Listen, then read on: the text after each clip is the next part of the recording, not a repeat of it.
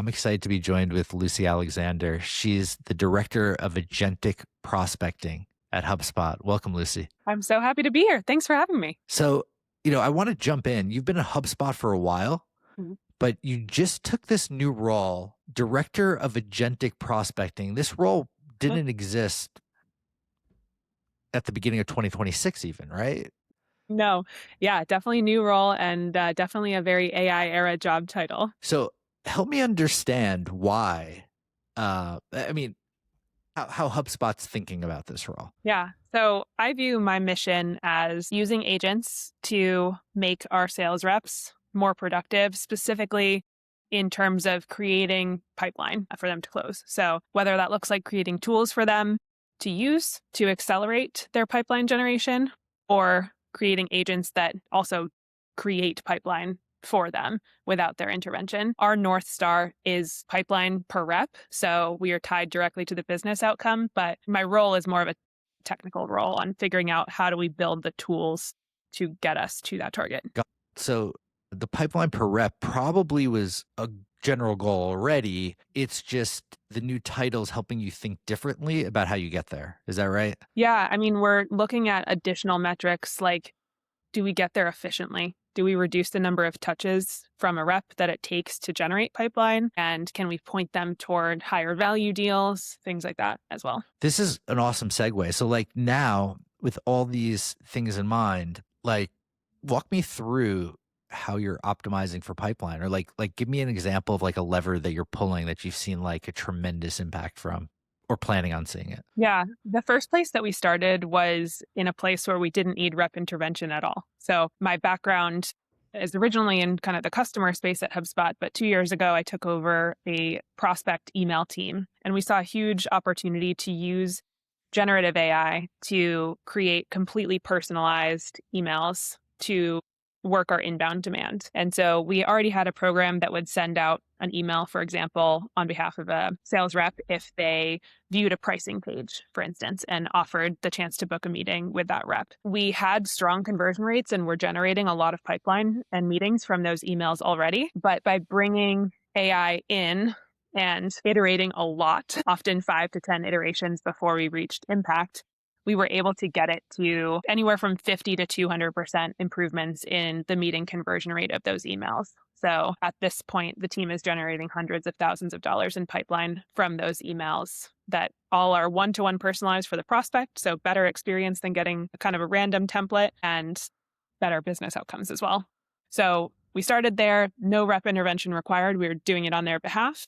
And now we're thinking more about, okay, well, that doesn't cover every single use case that a rep has for writing AI emails. We want to now give them the tools to be able to write better emails and place better calls and conduct more relevant outreach. So we're thinking about things like outreach agents that help them draft well-researched outreach that they can then add their personal touch to. We're thinking about research agents that go and find relevant pieces of company news. We're thinking about cold call agents that will prepare a list of folks for them to log in the morning and call rather than having to put that list together themselves. And agents eventually that they can work with to upskill on our product, upskill on cold calling skills, create really personalized pieces of outreach much faster. So for example, if they want to go send a video to a prospect today that's totally personalized, they've got to take the time to go make a slide deck or a couple of slides and then go figure out what am I even going to say to this prospect? How am I going to, show them that I've done my research? And we think we can expedite that kind of process. So trying to think about first, what are the basic jobs to be done that we need to accelerate with AI? And then how can we layer on creative approaches on top of that? And it sounds like, so first on the inbound side, you went from just sending them template email if someone was inbound on side to optimizing what that email said. So you knew that there was a ton of signal. Now it's just saying the right thing and putting AI there. Now you're in a more outbound role, right? Is that accurate with this? It's sometimes outbound. Sometimes it's also, it looks like multi-threading with additional contacts at the account that rep is working. So we'll email the person who was checking out our website automatically, but maybe they want to pull in for HubSpot, the director of marketing or the director of sales as well, who hasn't been on our website.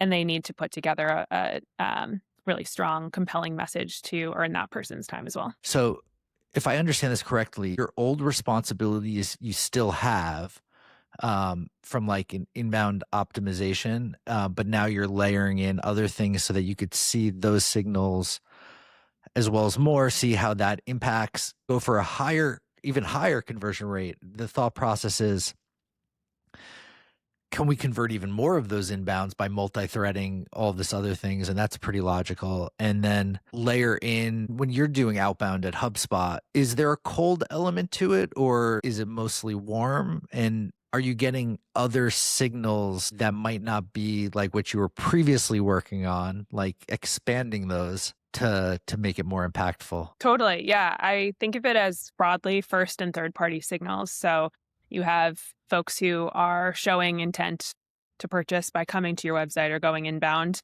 You've also got signals externally, either from data vendors or from company news that's just publicly available. They got a funding round, for instance. And we try to bring those things all together so that our reps can understand the holistic picture of that account, prioritize their entire book of business for them so that they don't have to constantly be working out of like which sort of campaign or play do I go after next. And then when they're working that specific account, they're able to like generate talking points or generate emails or generate creative outreach strategies that pull in that holistic picture rather than maybe before they were focused primarily on a competitor rip out or something like that. So it sounds like you're doing all top of the funnel now and just like optimizing it with AI, which is awesome. And then how are you thinking through build versus buy? Because it sounded like you're building agents, but we know that there's out of the box solutions, some of which that are getting pretty good reviews. Yeah. And we have tried a mix of tools. We, of course, test our own tools, and our target audience as HubSpot are companies smaller than HubSpot. So oftentimes we do need to customize our own products a bit more on top of that. There are some amazing tools on the market. Like I mentioned before, my ultimate goal is pipeline per rep. And so we're totally willing to test out different tools to see what will get us there the fastest. And sometimes we buy first and then, decide to build later. But we have a really multifaceted sales org as well. So we're not necessarily building one size fits all solutions. We have BDRs, we have account executives, we have 3 different segments, we have specialists who sell certain tools. So not everything is going to work for every single rep. And we sometimes will build in one area, buy in another too. So do you also have revenue metrics as well as pipeline metrics under your purview? Technically not under my purview, but that's absolutely something we look at. We want to make sure that our pipeline that we're generating is actually converting into dollars at the end of the day. Got it. So you're not necessarily optimizing for reps on calls as much as you are to get them calls. Correct. And then another team that handles all of the cool things around call prep and follow-up and making sure that we're nudging reps to do the right activities on deals to progress them too. I'm most curious about, so understood pipeline per rep, core metric. How has that number changed in the last year in terms of just like the whole number? Are you talking about like how the much goal. or the metric that we're using? Yeah, your pipeline per rep goal in 2025 versus 2026. Yeah. I mean, as a company, we're always looking to grow. So we are trying, that works out to growth targets in terms of what our reps bring in. And when we work back up the funnel, that means we need to generate more pipeline or drastically improve our close rates to generate more of that revenue. So we have all of our different sort of demand sources feed into that revenue target at the end of the day. And we hope that these tools, we hope and we measure that these tools are actually giving us incremental lift over reps who are not using the tools or reps versus their past selves. Does that answer your question? Yeah. So I think where I'm trying to get is like relative to other years, because you have this tool AI. So like increasing goals, fortunately or unfortunately, seems to be the norm.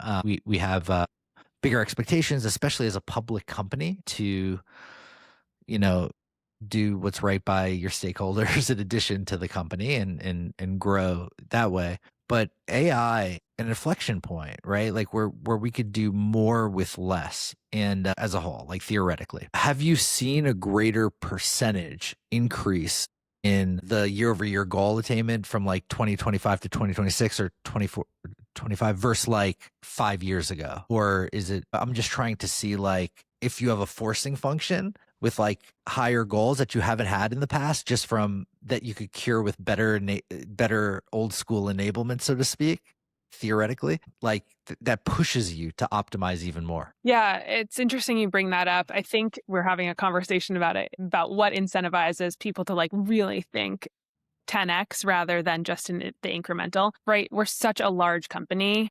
I think we inevitably are going to push ourselves, but there are so many different levers that we have. We have so many different demand sources. So, for example, when we proved that AI emails could convert folks into booked meeting or like get a lot more booked meetings than before, we had aggressive growth targets the following year for how many meetings generated from email we needed. That growth percentage was, depending on the segment, between like 30 and 50% year over year growth, because that was an area where we were starting to see signal that, yes, wow, this could drive a lot of incremental growth. Now, there are other areas where, for example, working with our BDR team, we rolled out a tool with them that was also an AI kind of research and drafting tool. We don't expect that they are going to become 30 to 50% more productive in the span of a year. They are people with, a training enablement, like they're learning the skill set of how to reach out to folks, like their early career. So we're not going to set a target of 30 to 50%. And there's kind of this balance between what is realistic for somebody to attain, how do we set the right quotas to set people up to succeed as people, and then also how do we like pilot things and incentivize growth. So in that particular case, for example, when we rolled out that tool, we ran a pilot where we incentivized people to go far beyond their typical quota. And then once we proved that it worked, we scaled up that tool, we rolled it out to more folks, and then that sets us up to be able to raise quotas in incremental ways later. I love that. And I think it's a very pragmatic approach versus like the Shopify, which wasn't laid with KPIs, the now famous email, like just figure it out, do this. You can't hire this way. Like that's another public company's point of view. And actually they're doing well in their own right. But what KPIs outside of pipeline maybe are more like leading indicators, right? Like if you're looking at pipeline as lagging and some that you're using, like some things I've heard, selling time per rep, like actual selling time. I'm sure there's a bunch of others, but that one in particular has been top of mind. How are you thinking about those other leading KPIs that might be easier to hit short term? Yeah. We generally want to use automation and agents to take admin work and repeatable things off of reps' plates so that they can spend more time doing the uniquely human pieces of this. We are not looking to robocall a bunch of people. We want our wonderful human beings to go pick up the phone and have a real, genuine conversation with someone. And so one of the things that we look at is, have they shifted time from emailing to calling by looking at email volume sent by reps and call volume by rep, so that we can start to see, okay, are we actually seeing that like automation is taking a bigger and bigger slice of these emails, and that reps are then able to reallocate that time to more calling. We also have a metric that we've worked on internally that basically quantifies the value of like a minute of rep time. So if they were able to reallocate that 5 minutes that they would spend researching and writing an email to an activity involved in progressing a deal or closing a deal, then we expect we could bring in X more revenue, but that's a little bit more on the lagging side. So really it's about like the inputs. Are we seeing that the number of companies that they reach out to are up? Are we seeing that they're specifically reaching out a lot more and a lot more quickly to the best companies in their book? And then are they calling more and sending manual email less? I laughed in my head thinking through the Facebook anecdote of like every calendar invite showing what that cost the company. Yes. I don't know if you've seen that. I'm like, I've seen that. Yeah, exactly. Like we do really think about it, the most valuable asset that we have is our humans' attention. And so we want to be putting that on the right places where it's the highest leverage for the company, and like also what our prospects want. They want to have a genuine conversation with someone. I'm curious now, like with the newer thing, and you're newer in role, understood, but like what are some of like the early successes that you've seen, or the results, I should say? Yeah. Yeah, very new. I'm 2 weeks into the role, but was Two sort of weeks. So anything now would be completely luck. yeah, yeah. I'll talk. I mean, I had my feet in this world Trending. beforehand. And a couple of the successes we've seen. Number one, call volume did go up significantly when we started to automate a lot more of our emails on behalf of reps, and the conversion rates of those comparable rep sequences versus the AI driven email sequences were the same, if not better, for AI. So that tells us, okay, we're starting to get rep attention toward the more human channel of calling. I can't remember the exact stat off the top of my head, but I think it was around a 10% increase in the number of calls that a rep was making per day. So that's a good leading indicator.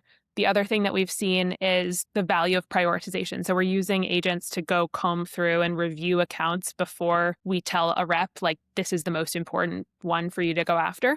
So we basically talked with a bunch of reps and we said, how do you evaluate an account? When you go get an account in your book, what specifically are you looking for on their website? What are you looking for on LinkedIn?